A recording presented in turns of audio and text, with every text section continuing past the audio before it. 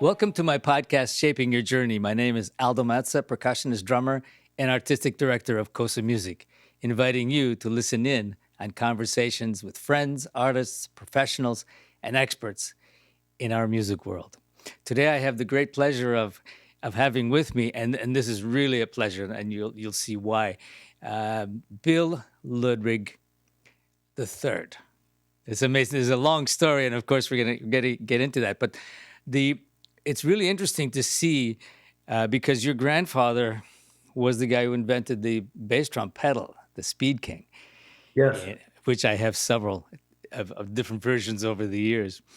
And there's so much history. I mean, we owe a lot to this family tradition and stuff. So it's really interesting. So before we get into the trajectory and the voyage and the journey, Bill, tell us, what was that first spark for you? Of course, you were born into a music family, a drum family, but Yes. what was the first spark for you personally that lit the fire to drumming in that world?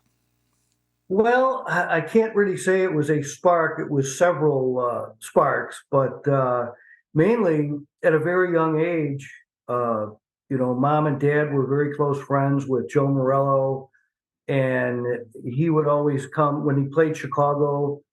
He would come to the house for dinner or sometimes spend the night, or I'd always beg him to spend the night in my bunk beds. But we had a drum set up in the basement, and I would say, "Oh, Joe, come, play something for me," And I just loved watching his hands because he always had a practice pad and working on his hands, and I was just in awe of that, and that I would say got me interested in playing drums. But also before that, I'd go to the factory with Dad and Senior, my grandfather, and just play in the factory and be around the drums and the equipment and I just loved all of it.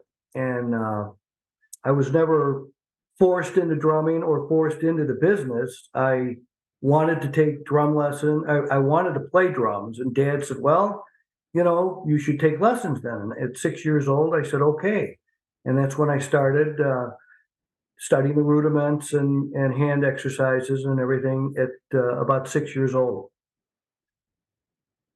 And then you were like, did you fall into the family business, or you just went about your business until you kind of became part of it?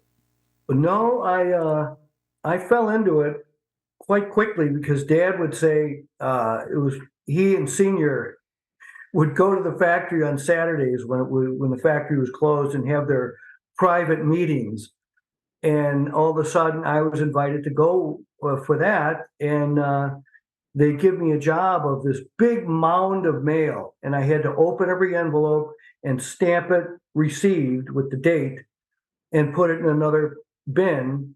And when that job was completed, my pay was I got to play with the switchboard, which had a headset and all these cords and buttons and switches.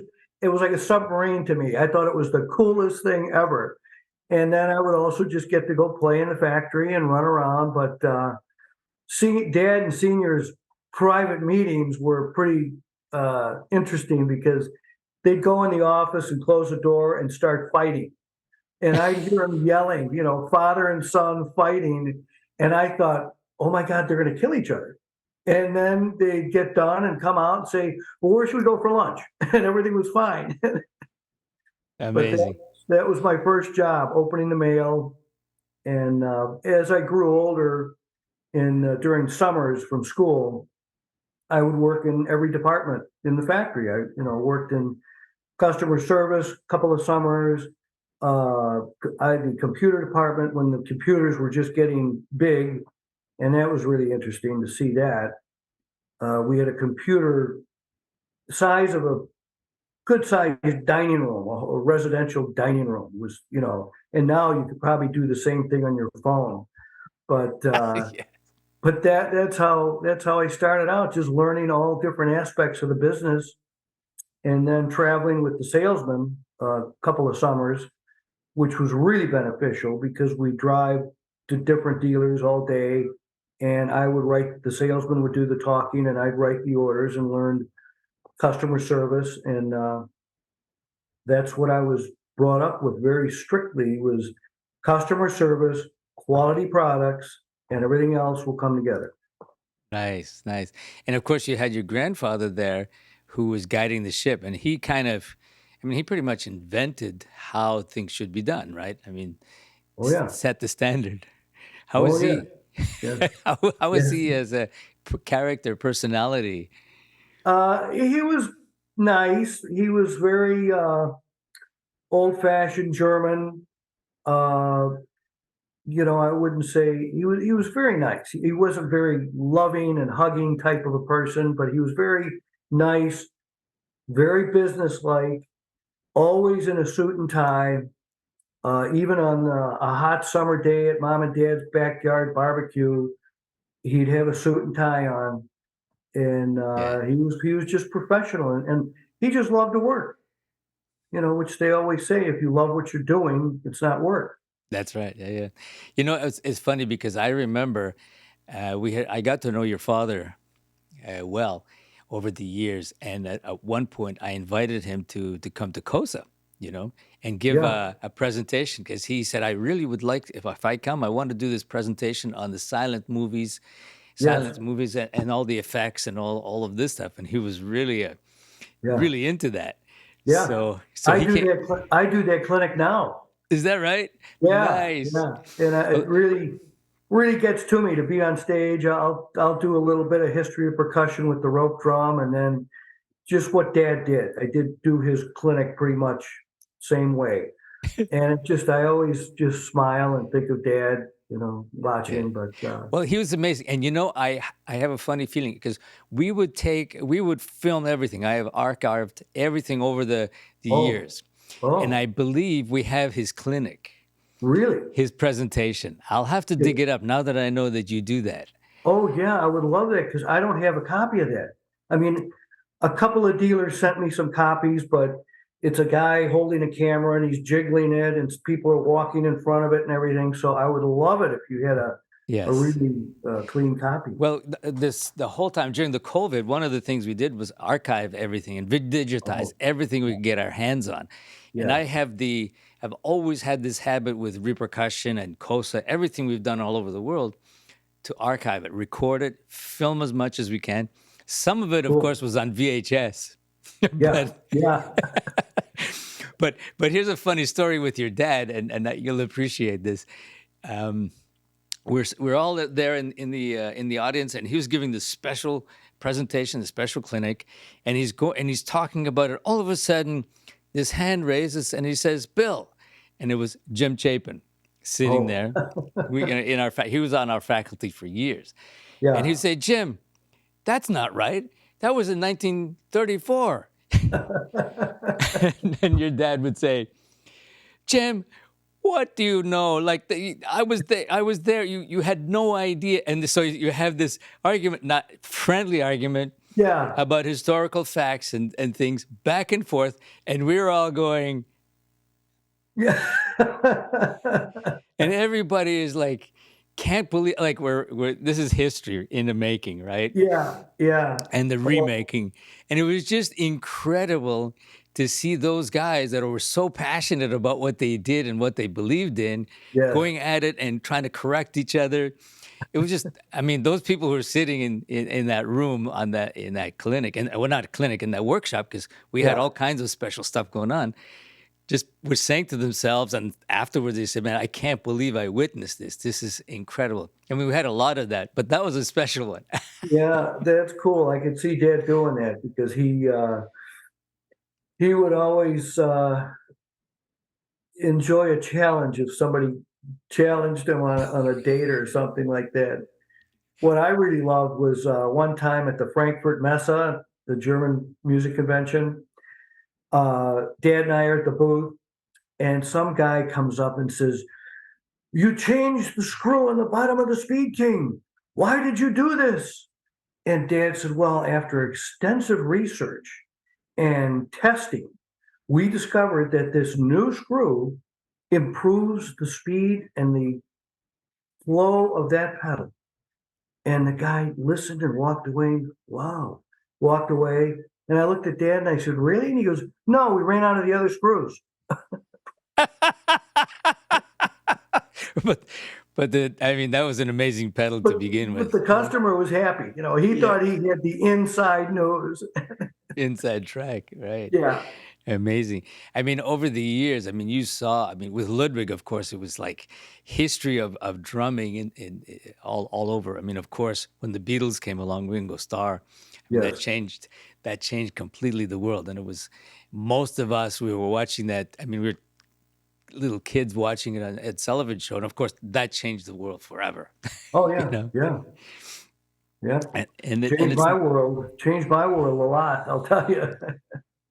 well, is tell me if this is a fact. I understand that almost overnight when Ringo was on the Ed Sullivan show and the Beatles did that, almost the next day, I know for a fact that the next day we were all suddenly musicians in the schoolyard. Right. But then after that, from the point of view of a drum manufacturer, and especially Ludwig, because all of a sudden Ludwig was like the drum. Oh, yeah. Yeah. Manufacturing and sales went through the roof, like the 10,000 a month or something like that. Is that correct? Oh, it was extreme. I mean, and it was almost like the next day that all of a sudden everybody in customer service is answering the phone and people going, I want the Ringo kit, the Ringo kit. And they're saying, what's a Ringo kit? And Dad's just saying, just write it up. Don't worry. And of course, it was the Black Oyster, rack, floor, kick. And that just put us into a whole nother level to the point we had to build a massive addition to the factory. And at one point, we actually went to 24 hours a day, Wow. 6 days a week in manufacturing, and we were 9 months behind on Black Oyster Pearl. Wow. Yeah, That's it incredible. was incredible. I mean, at one point we had our own road salesman, and we had to tell them we have to limit dealers how many Black Oyster Pearl kits they can get a month. And I mean, what Wow. a position to be in. Wow. And the funny thing was, because I was in fourth grade, and I'll never forget sitting on mom and dad's living room floor watching Ed Sullivan, and I thought, wow, this is really cool. Every picture's got our name in it. And I turn around to look at Dad, and he's got his head in his hands. And I said, what? What's the matter? He goes, this guy is going to be so hard to deal with because they're going to be so big. He's going to be harder to deal with than Buddy Rich. And I went, oh no, that can't be, because I knew Buddy Rich and he scared me. And I thought, oh no, no, no. But it was just the opposite. Ringo was the nicest guy, gave us, months and months before he needed a new kit for a tour, only ordered what he needed, only ordered when he toured. And, to this day, he's touring with the All-Star Band. And I see him when they come through town, and he's just a nice guy. Yeah, yeah. I don't know. He's amazing. And he's what, 83, I think, right now, right? Yes, yeah, Amazing. I know yeah, Greg Bissonette very, very well. sure. And he's been a co-host of the faculty many times, and we've worked together a lot. And we have these conversations about Ringo. And at one point, I started doing a clinic because people would say, Ringo was, yeah, he was okay drummer. He was lucky to be in the Beatles. And I would say, no, you don't understand. This is every single guy in that band was an incredible genius, Yeah, and including Ringo, because every note he played, it's like if you change anything in those grooves, it's like changing exactly, the words to the song. exactly. Absolutely brilliant. I And know, then and because I would, it's it's funny because I would say to Greg, I said, listen, can you tell me, like, in this song, Come Together, these are all conversations we all have. And I said, you got to clear me on this one. I hear this like this, dun, dun, dun, dun, and I would start from the top and do my triplets down. And yeah, he started laughing. He says, you made the same mistake I did. It Ringo, being a lefty, he starts yeah, from the floor up. yeah, So that, yeah, yeah, and so he cleared me up on a lot of stuff on that. So every time, of course, they come here, they come through. I go see the band, and I'm just yeah, amazed. I saw him actually last fall, and seeing Ringo playing just exuding this joy of and fun of playing and music Exactly. and being in Yeah, such good shape. I know. I know. And he has, you could tell he's having fun. And I just love, I get to see him also in a week and a half. And he's just having fun. But you're right about his playing style. And, and most percussionists realize or should realize it's not always what you play, it's what you don't play that fits into a song perfectly. I mean, same with John Bonham. He would Yes. leave some gaps and some space. And people always ask me, "Oh, who's your favorite drummer?" I'm like, well, what category? What rock style? And I always try to say, John Bonham or Neil Peart wouldn't fit in with the Beatles, just like Ringo wouldn't fit in with Rush or Led Zeppelin. You've got to fit in with the rest of the band. Ringo certainly did, and everything he did was amazing. And I mean, I Yeah. started doing a clinic actually called "Explaining Ringo," and I had so much Oh, fun because I was asked to play in a Beatles tribute band, and then because the drummer was thinking of leaving one of the top bands here doing that, and so I said, "Great!" So I started transcribing all the songs and what he was actually doing, oh, and then oh, and I was already like in awe of what was going on in the first place. But once I started transcribing the stuff, then I went to a whole other level. I said, "Oh my God, how did you come up with yeah, this?" You yeah, know, absolutely incredible. And then I would love to explain it and then challenge somebody. Because so if you were given this, what would you play? And right, what this is what I would probably play, and you would play whatever you said. But yeah, Ringo did that, and that's the song. yeah, It's just brilliant. yeah. I know. It's just I love all their music still. And that Luckily, I have two young daughters, and they're into the Beatles also, so that's a good thing. nice, nice, nice. Well, I mean, I remember that famous picture um, where your dad was it your dad that gave Ringo the snare drum, right? Well, yes, and I have that picture. Just so Nice, happens I have it right here. nice. Yeah, Yeah, what a and that was classic. that was Dad wanted to do something nice for Ringo, give him a present as a thank you, and didn't know what to give him. And then he thought, well, I'll just have a snare drum gold plated. And on that drum, every nut bolt, well, even the snare strands are gold plated. And he called management and said, I have this gift I want to send to Ringo. Where should I send it? And they said, well, they're going to be playing Chicago in 3 weeks. Take it to the gig and we'll set up a photo shoot for you. So Dad got to get a photo of that. And that means a lot to me. And not to skip ahead, but I was lucky enough to, when I started a company, give Ringo my first drum. And Nice. that's the first drum I made. And Ringo said, well, we got to take a picture like your dad and I. And that Beautiful. means so much to me to have those two pictures. So he's a nice guy. Nice, Yeah. nice. I'm glad you did that because that's, I mean, that kind of has a continuity to history. I mean, for those of us Yeah. who appreciate those kinds of things and how important had to have continuity in things Yeah. is And they say history repeats itself, and it's true. yeah, interesting. What I'm amazed at is when we have this energy as drummers, and I know you know this, it just never stops. I mean, looking at guys like Ringo, I mean, not just drummers, of course. You have Paul McCartney, you have Mick Jagger, you have all of these guys Yeah. that are in their around the 80 market and beyond, and Yeah. still kids. Because in our minds, we're still kids, right? Yeah. So no Yeah. matter what age, music. I mean, not only is it a universal language, but it's that it's like blood. Blood doesn't have age. Yeah. It's amazing. Yeah. I know. I agree. I agree. And what I find really interesting is when I ran into you at one point, and you were telling me that you started the company, and you were circling back with the WFL, and doing this again, I thought, well, that's amazing. I mean, of course, having the challenge of starting something in this day and age without something just pushing you into it, you decide you're going to do this, that Yeah. decision. And I mean, shaping your journey, that's what this whole thing is about.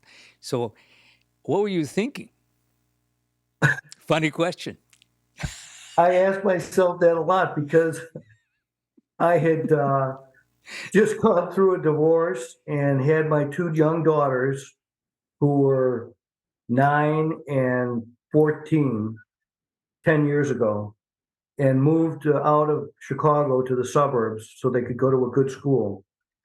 And I'd been working office jobs, which I didn't like. And one was in a real estate office. And of course, the real estate collapse in 10 years ago closed that office. So I'm unemployed, single, and raising two young daughters. And we're unpacking and hanging pictures. And I said to myself, out loud, well, now what are you going to do? And I just so happened to have hung this small picture in my kitchen of Senior testing drums in the factory. And he went through a time when he sold Ludwig Drum Company and started Yes. over with WFL Drum Company. And I saw that picture and I thought, he looks so proud and so happy. So I took the picture off the wall for some reason, and on the back in Dad's handwriting, Senior starting over. And I looked on the front at the date and thought, wow, when he started over, he was 59 and I was 59. And I went, Wow. I'm doing it. So that's when I started WFL 3 drums. And it was scary to say the least, but I did it. As the Beatles say, with a little help from my friends. I went to my good friend Mike Dorfman at Trick Percussion, and as you know, he makes aluminum shell drums. Right. And I wanted to start with a snare drum because I had the sound in my mind of what a snare drum should sound like. And he said, "Sure, Bill, I'll make drums to your specs." And so I started by myself, and Mike gave me a little corner in his shop with a table, and I'd make a couple of snare drums and then rush back to pick up my daughters at school. And then the next day, rush back and make some more drums and try to sell them in between. So that's why this drum is so cool with Ringo, because the first 50 snare drums, I put a little plaque inside, numbered them, and he has number one. Nice. And Nice. the cool part, Mike Dorfman came up with this and said, we could cut the 3 through the shell as the vent hole. And I thought, okay. Wow. I What a great thought, idea. Yeah. yeah, and I thought, gee, that looks cool. Well, it's actually functional because a bigger vent hole allows the bottom head a little quicker response to the snare. So it's a very, very responsive snare drum, and people love it. I mean, uh, I started out with that black drum, which was pretty funny. I go to a convention and people would say, "What color do you have?" Black. How many do you want? And now, I've got about 27 different colors, and then I expanded into wood shells, which was the next progression, which then led me into drum kits. So right now, uh, we're making full kits, and I'm really, really happy. Nice, nice.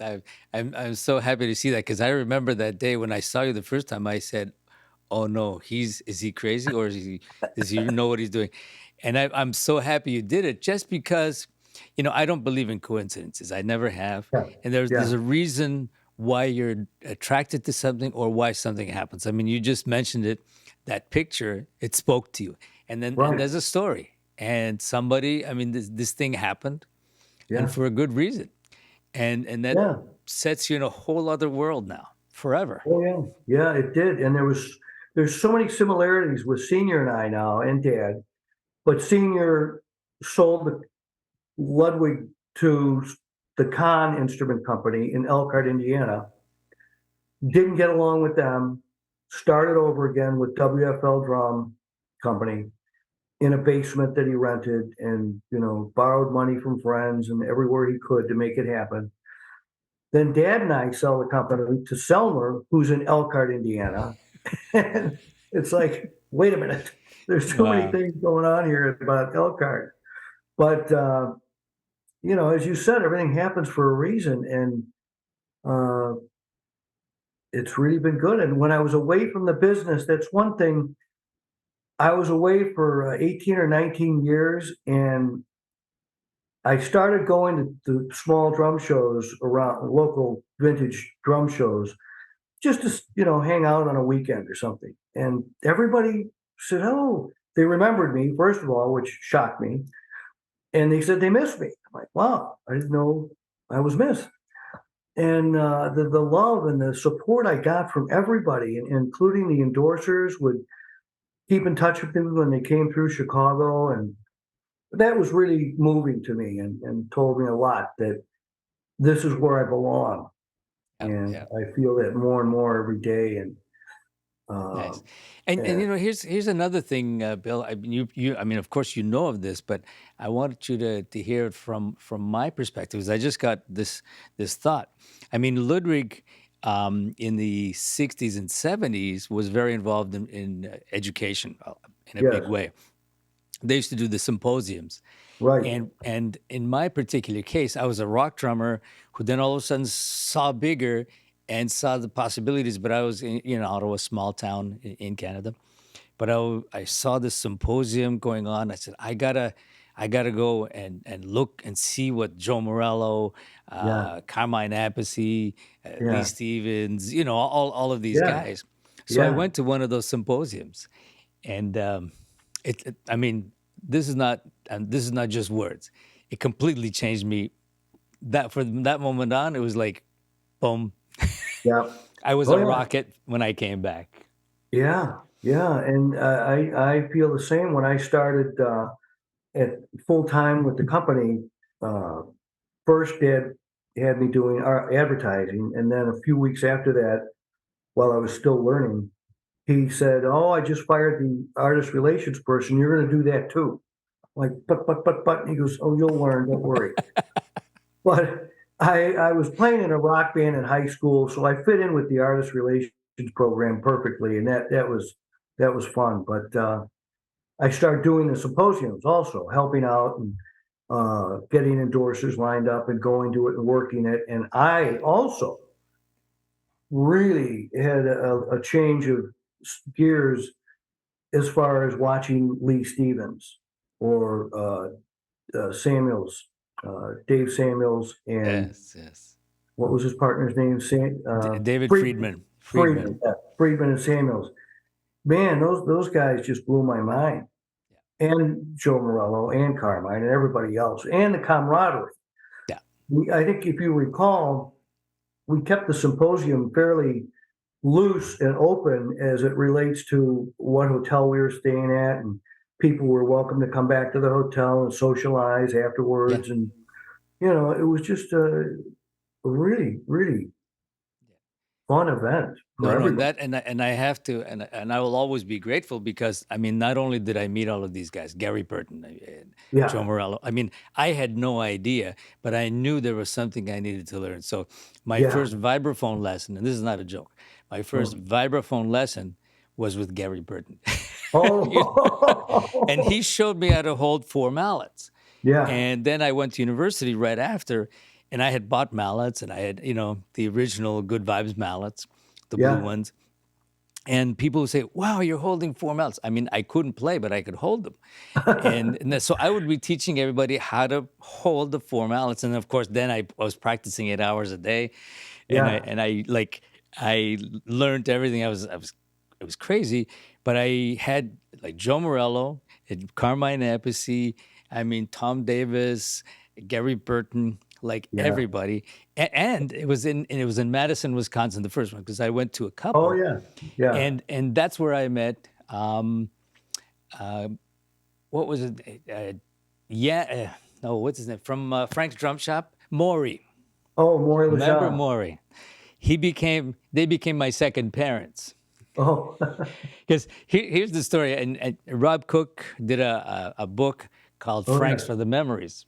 yeah, right. And when they did the book, Rob contacted me. He says, "Well, Maury wants something from you, your experience, with Frank's Drum Shop, because I was a regular customer after a while." And I told him my story there was when I came back from the Ludwig Percussion Symposium. I was a rock drummer, but totally transformed. My mind was somewhere else.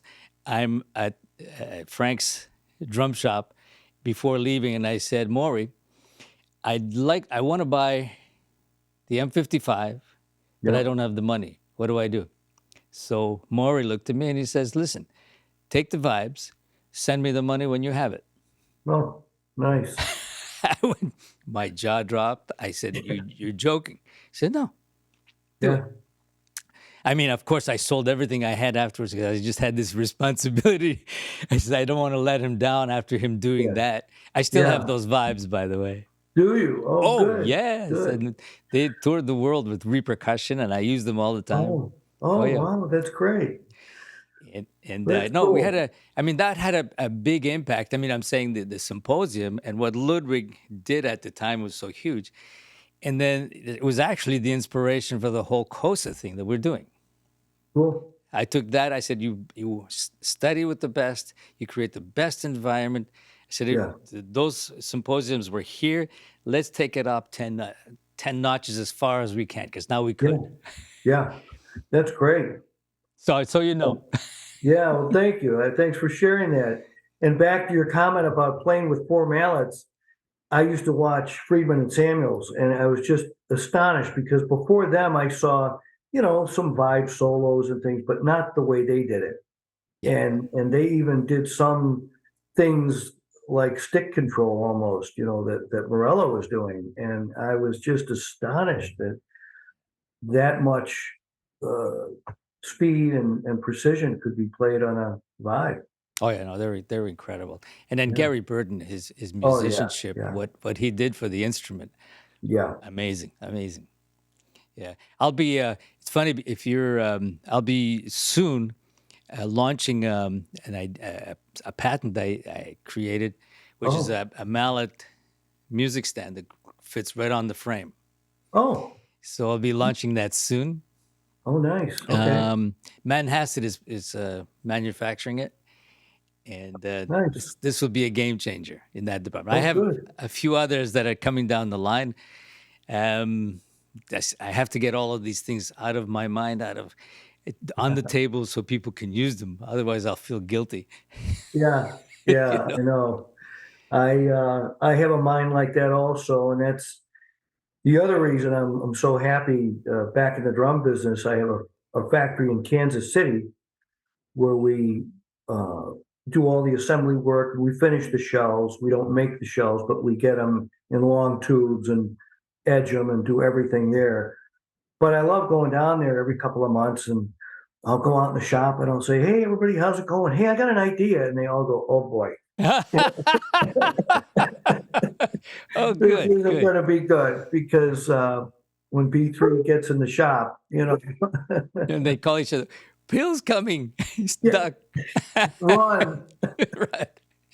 That's fantastic. I But mean, it's that was what was so much fun in the Ludwig days is that we had a big engineering department and I could go to them with an endorser or ideally with the tech, the guy that's working with it day in and day out and say, "Look, this isn't working, what can we do?" And they do it right away, you know, and start experimenting and tweaking and changing. beautiful. So I'm having a lot of fun with that now. Nice. Yeah. I mean, isn't it nice that you have all this history, but now you can, it's like you got your hands on the handlebars and can Yeah, make those exactly. changes Because yourself. Yeah. you know how it is in big business. If you say, "Well, let's change this screw." Oh my God, they have to have 16 board meetings to figure out what time to have the next meeting. And it never gets done. It's like, come on, it Yes. shouldn't be that hard. Yeah. Yeah. That's great.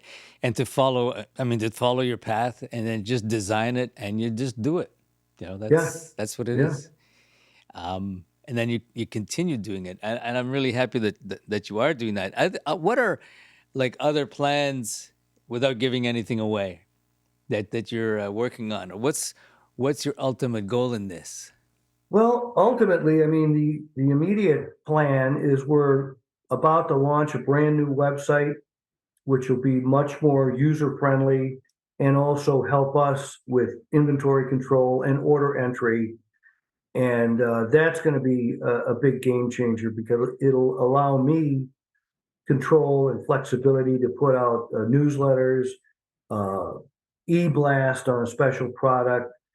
We make a lot of, we don't do the big music conventions. We just stick to the small regional ones like Vegas, Chicago, Nashville.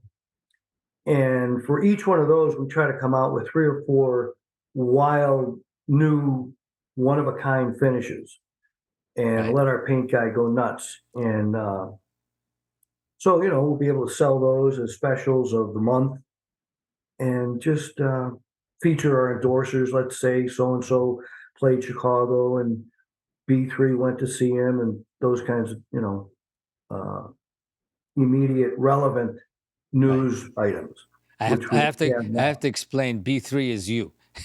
Yeah. S- Yeah, and that came about when my mom, when Senior was alive, he'd come out to the mom and dad's house for the weekend. And the phone would ring and my mother would answer it and they'd say, "Is Bill there?" And she'd say, "Which one? One, two, or three?" So I'm B3. B3. Wow. Yes. And it's not an organ. That's right. Well, I've been called worse, but that's that's interesting. I mean, that's amazing, and it keeps certainly keeps the flame alive, and it oh keeps yeah. everybody interested and creating new stuff with some old ideas, but with something with history, I should say, not old Yeah. ideas, but something with history. But Well, something of immediate interest. We just introduced. We had a brass shell with a black nickel finish, and one of our endorsers loved it, and he wanted to change a few things on it, like the make a bigger snare strand. The drummer was Cedar, John Humphrey. So we made that. We started doing a signature series for him, and we're to do this for a few other people. Signature series and limited edition special items. But with doing that, it dawned on me we have a new machine, an automated drilling machine that is incredibly cool. It used to take a guy 2 days to measure a drum, mark it, drill the holes for the lugs, the snare string, the snare bed, everything. Now this machine does it in 3 minutes and 22 seconds and never makes a mistake. And it is just a thing of beauty. I love it. But I was talking with the distributor, who's an engineer that helped us get going on it and trained us. And I said, we've got this new black drum. Would this machine engrave? And he said, of course. So we're about to get the tool that will allow us to engrave all right, to the black nickel, which might look like a drum from the past, but that you might have heard of. of course, And I have but one. but with this machine, aside from doing the patterns, like we could do any pattern we want, but we could do a one-off for a guy if he wants his band's name on it, or if he wants a particular design. We have that capability now of anything that can be emailed to me on a USB stick can go in the computer and do it. So that's really exciting. Yeah, no, with all the new technologies we have, I mean, there's so much more that's Oh yeah, doable and yeah, available. It's crazy. It's crazy. right. I Yeah, mean, it is.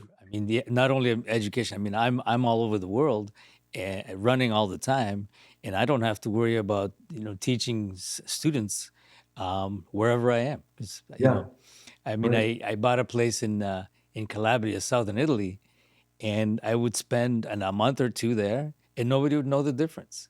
Yeah, I see them everybody online, and I go out to play, and I go hear concerts over. Or recently, I mean, when I go to Cuba a lot, as you know, we take groups down and we do these workshops and all of that. So I was down there recently, and I don't like to take a chance with their internet. It's not always 100%. So I don't like to schedule things and not be able to do it. But then having a Cuban phone, I have data. And I said, one of my students said, no, no, I really want a lesson. I've been away 2 weeks in England, and I really want to have some questions. I have a couple of things I want to run by you. I said, but I'm going to be in Havana, and I'm not sure I want to take the chance. But then I said, wait a second, let me try something. Having data on my Cuban phone, I just Oh, used WhatsApp, oh, and it was yeah, perfect. yeah, cool. I mean, we did a workshop in 21 during the whole COVID thing, since nobody could travel, all the music was shut down, and even in Cuba, which was Yeah. amazing. And I thought, this is crazy. We can't do our normal workshops and camps and all of that. And especially the guys in Cuba, I mean, for them, it was brutal. There's nothing going on. They weren't working. I mean, the government helped them all out, like by engaging them in recordings and things like that, but Oh, that's never really enough. So I said, let's do a weekend intensive workshop, a 2-day intensive from Havana, live from Havana. And I hosted oh, it from here in Montreal, and they were cool. all there. But we did it Oh, online. oh, that's cool. 2-day intensive with all the top guys from Changuito to Piloto to uh, Valdez. I mean, everybody was there like 2 days, Oh, oh, that's and it great. worked. Yeah, but now, I mean, beyond that, all this other technology of the instruments, um, it's getting wild, beautiful. I know. Yeah. Yeah, and I'm not a real fan. I understand Pro Tools, but I'm not a real fan of that type of recording. And I've been hearing more and more studios are going back to tape for drums, at Yeah, least, which I love to hear that. But that's encouraging to me yeah. There's because something about it. I hated the drum machines and the sterile drum. You know, Yeah. no, yeah, No, that part I never really enjoyed it. There was a period where I was doing so much studio work. It was that the time in the 80s, especially, yeah, where they would call you and say, "Do you have the Linn drum?" And then I had the Linn yeah, drum. Then you have the DMX. Then you have all this Simmons yeah. and all, and you had to have the next one. So I would just buy them, use them for 2 weeks or a month, sell them to somebody, buy the next one, and it was like almost insanity because each instrument Yeah. was always $3,500. Oh, And then but then the sound, then it gets to a point where you say, you don't need me, anybody can push those buttons, and it's yeah, not it's not the same, it doesn't feel the same, and I'm glad we're out of that, and those of us who really enjoy the not I mean, the digital is good to a certain extent, but having the tape thing that you say, there's some friends of mine who did open up studios and have brought back some of the tape. yeah, They mix between the two, but there's something about, they said, the headroom, and something yeah, about the color, that they can feel the color. I mean, I brought back my LPs and I'm playing them, and I hear there a huge difference. yeah. Oh, yeah. And Well, that's why when I started getting into wood shells, I looked around the market, what everybody was doing, and I was seeing everybody was doing thicker shells and 9 ply and 12 ply and all these wild woods. And I went, no, I want to go back to basics to what Senior did, which was thin, support ring, and resonant shell. So our shells are 6 ply, but they're the thinnest 6 ply in the market and so resonant. I get sound men coming up to me thanking me. And I'm like, why? He goes, sound check took 5 minutes. Your drums are like right out of the box, ready to go, which is like, to me, that's so basic. It should be that way instead of, you know, taping up the heads and fixing it with an outboard gear and fixing it in the mix. Why not just have a good sounding drum in the first place? yeah, is So, is the wood does the wood make a huge difference that you're using? well, it's the yes, but also the thinness makes the big difference. Okay. When you take our raw shell and hold it on your finger and hit it with your hand, it just has a beautiful tone. And once they get it on stage, I have this one endorser get the lead out, the Led Zeppelin tribute band, and they play, 2,000 seaters every night. Have had the same sound man forever. And when Adam got his first kit, I was delivered it because it was in Chicago. I took it to the gig, sound check, and I was nervous. We set it up. The sound man takes me out to the board and he goes, "You see this whole section of effects? This is what I had on the old kit. I'm taking them all down to zero, and then I can build them back up as needed." At the end of sound check, they were still at zero. And that was Wow. 5 years ago. And I just saw them recently and they're still at zero. Wow. That's Yeah. amazing. They Yeah. put a little tiny moon gel on each head and that's it. You know, Nice. That's so yeah. nice to hear. That's so nice. I mean, all the processing, especially you spend so much money and so much time creating a drum, all that goes into it, and then so Yeah. much money and all the outboard gear, and you have to use all the processing to make something sound that should, right? I mean, it should be you. Exactly. Yeah. Yeah, Yeah. exactly. So I'm real happy with the response that our Nice. kits and our snares are getting. Good. And I'm really, really happy about that. So now you get me curious, and I'll have to either pay you a visit or sneak up on you somewhere and check Yeah. that out. Anyway, Well, I wanted I to know you come to the Chicago Drum Show, but have you ever been to the Vegas Drum Show? I have not. No. 'Cause it's in its third year Okay.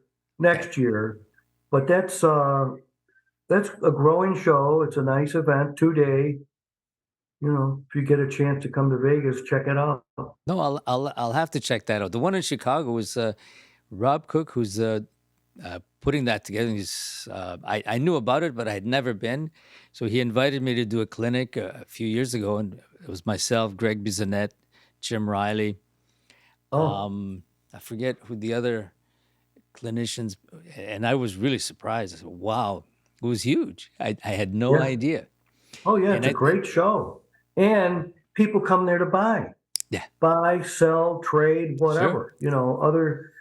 The other bigger shows, they just kind of go for the party kind of an right, atmosphere, right. but not to do business. But I'd But love to check out. I'd love to I check love out the. shows like that. Yeah, it's like the old days, when you're. Yeah, I mean, you used to go to see what's out there, who's there, so you hang, you discuss, and you really get into those conversations.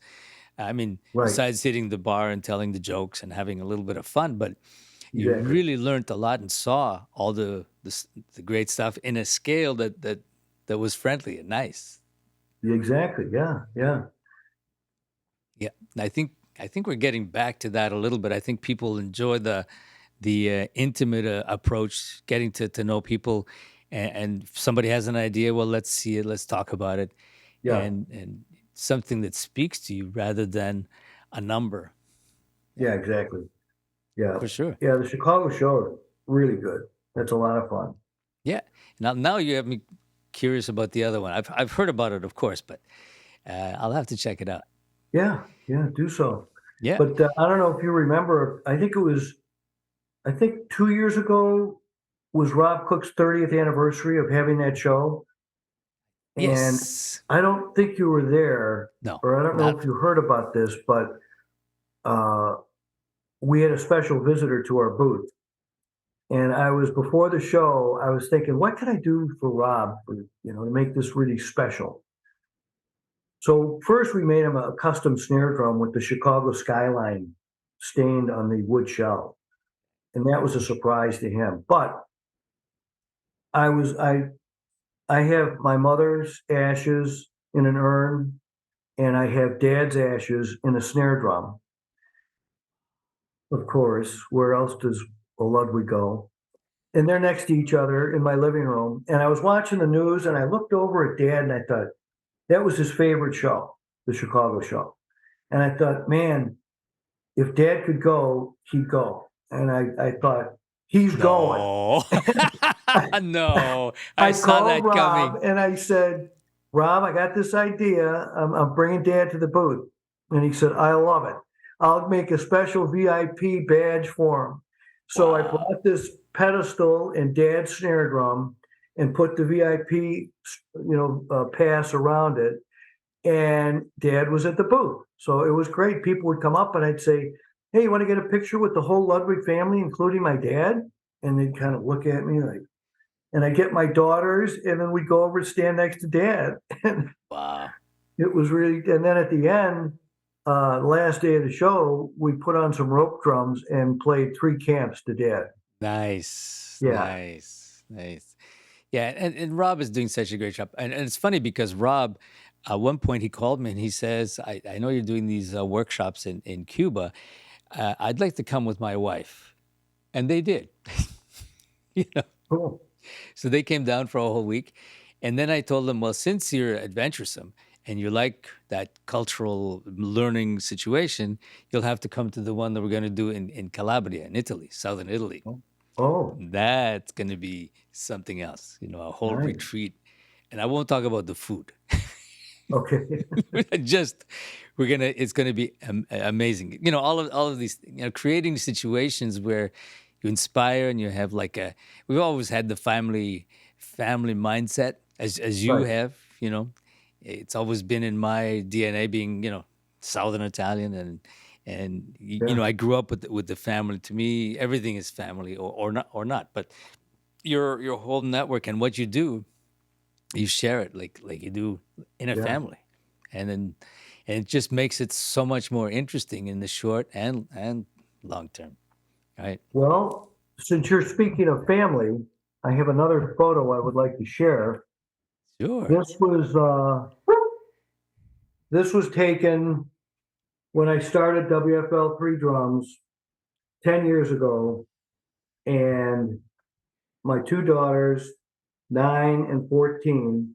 And last year, this year at the Chicago Drum Show, we did the same photo Nice. and in the same pose. So that means a Beautiful. lot, and the family continues in the Ludwig world. So I'm Beautiful. really happy with that. And both my daughters know the product. They know the shell layup. They know the bearing edge 45 with a round over. And people will come up to me at the booth, go, "Your daughter just told me all about the edging and the rollover." And I'm like really impressed. I'm like, "Thank you." Nice. They're a Nice. Ludwig. What do you want? So we are Nice. the only Ludwigs in the drum business. Yeah, well, keep it going, Will. That's fantastic, and I'm sure you're making a lot of people happy, and also not losing that tradition, not losing that lineage that was started so long ago. But Thank that you. was it was a big one. I mean, what your grandfather started. I Yeah. mean, Well, seriously, that was and amazing. the other thing I'm having so much fun with this is people call WFL3 drums and I answer the phone and they go, "I can't believe a Ludwig's answering the phone." I'm like, "It rang. What do you want?" And and they, but they're so used to, push one for this, push two for marketing, push three for sales, and then leaving a message and never getting a call back. Right. And if I don't answer the phone, I get right back to people, quickly. And that to me is exciting because that's another thing that should happen in business is customer service. Yeah. But Absolutely. Yeah. And also the connection, when yeah, people are buying something, they're not just buying, a piece of wood and skin and steel and yeah, metal. I mean, they're connected to the people who are responsible for this, and it's really nice to have a connect. yeah, I yeah. I think it Well, makes a big I difference. do, you know, WFL3 days in dealers once in a while. And I'll be at a dealer store. And if somebody's thinking about buying a snare drum, we say, if you buy it today, you get a picture of Bill Ludwig III handing it to you. And they go, "Okay." And that pushes them over the edge. Nice. Yeah. And this one time a guy bought a kit and I said, "Go pull your car up." So I'm helping carry his drums out to his car, putting them in the trunk. And he says, "Okay, wait, there's something wrong here. Bill Ludwig is carrying my drums out to my car." And I'm like, "Yeah, so what?" But it's the personal touch. Of course, of course. I mean, it's the drummer in us. I mean, some Yeah. things you just, you know, It's like sometimes you want to take care of your own things just because you're still attached to that, like you were many years ago. And I mean, at some point, you don't want to, or you don't have to, or the situation doesn't call for it. But you're still the drummer. You know, you want to tune it, you want to take care Right. of it, you want to be part of it, and it's a conversation. Well, I don't know if you ever heard the story from Dad about Ed Shaughnessy. Which one?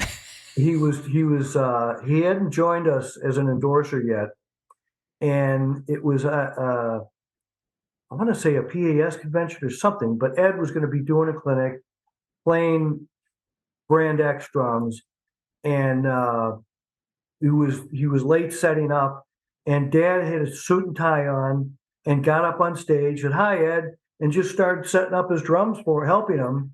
And he goes, "Well, you don't have to do that." And Dad's kneeling down, working on the spurs, and Ed said, "You're gonna get your pants dirty." And Dad says, "Ah, so what?"